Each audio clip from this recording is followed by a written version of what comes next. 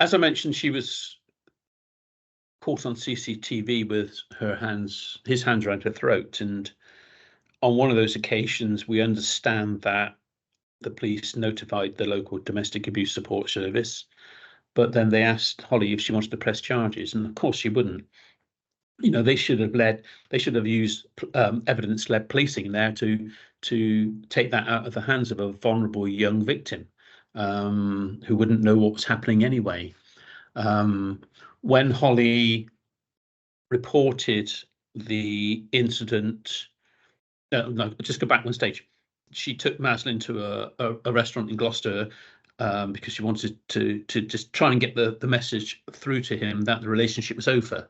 And I said, take him to a public area. So she did, and he threw a glass in her face, and he didn't take it very well. She ran to a car, he jumped in, and he stole the debit card in the footwell, and then went across and stole some of her money.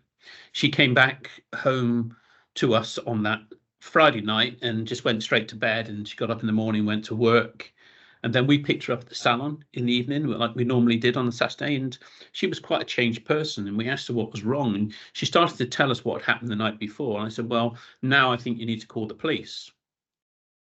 So that Saturday evening, and I was with her in the kitchen, and I still got it in my mind now, I can see it quite clearly.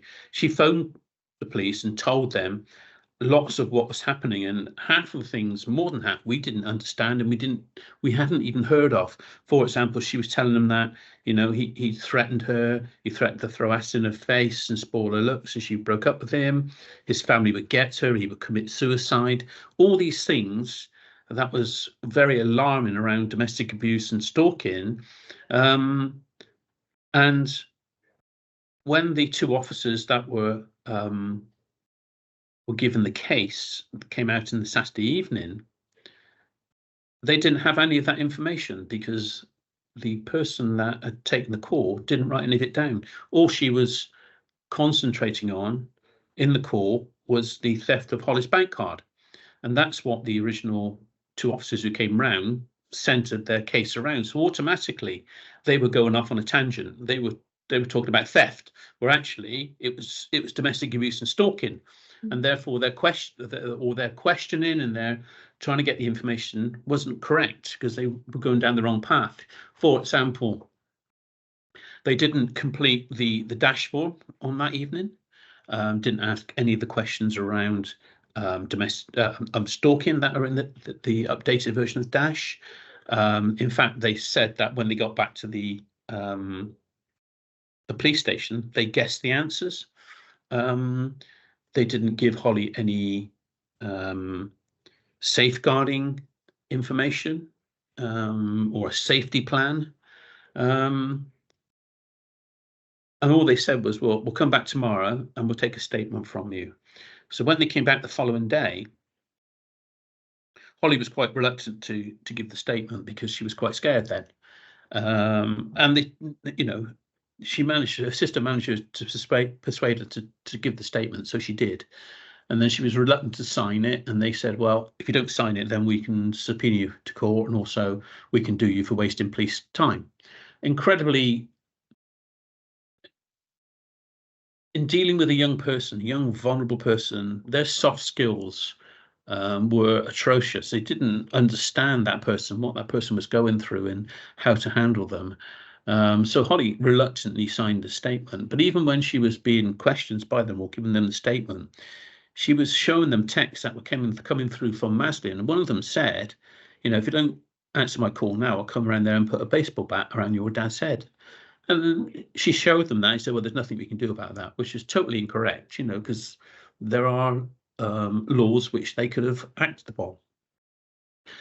Even when they went away, I don't think they realised the seriousness of the situation that Hollie was in. It wasn't Hollie to tell them that, and it wasn't us. She gave them the information, but they didn't create any plans for her whatsoever. So they completely let her down. And when you look back, Maslin was well known. He'd had two previous partners. He put them both in hospital, broke one their arm, put the other one they poured petrol through the door, and you know, he was, or they were well known to the local domestic abuse support services. He was well known to social services, having abused his mum. So all these different agencies had this information, but none of them pieced it all together. And therefore, Hollie was left in the lurch, really. And that was the police failings around that time. He'd been arrested 23 times in 6 years. Well, why didn't they search their database to find that information out on the night they came out? And they would have seen that it was really serious.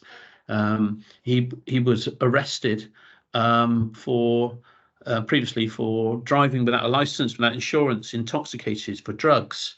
When Hollie was in the car, and so there's lots of things that happened, which these officers didn't have that information. They didn't do their research before they came out and looked on the databases. So it was complete balls up by Gloucestershire Police in not handling that case at all well. And they left a young, vulnerable individual then completely at sea.